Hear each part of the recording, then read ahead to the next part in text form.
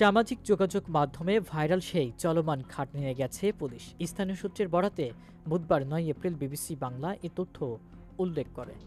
ভারতের পশ্চিমবঙ্গের মুর্শিদাবাদের বাসিন্দা নবাব শেখ প্রায় ১.৫ বছরের পরিশ্রমে এই খাট গাড়িটি বানিয়েছেন।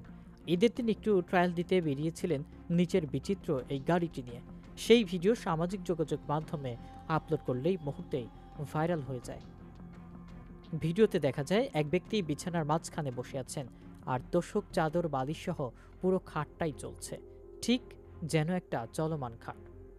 প্রতিবেদনে বলা হয়, বাংলাদেশে একটি সংবাদ মাধ্যম ভাইরাল ভিডিও ডাউনলোড করে তথ্য বিকৃত করে সংবাদ প্রকাশ করে।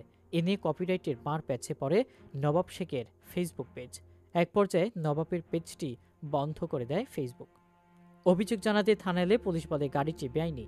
মোটর ভেহিকেল সহ আইন অনুযায়ী কোনো গাড়ি কিভাবে বদলে ফেলে চালানোর অনুমতি নবাব শেখের নেই। এরপর ভীত হয়ে নবাব গাড়িটি পরিবারের গুদামে রেখে দেন।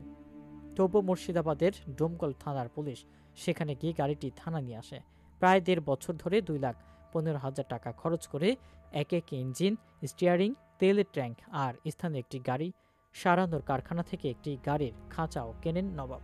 চলমান খাট বানাতে স্ত্রীর কিছু গয়নাও বিক্রি করতে হয়েছে তাকে।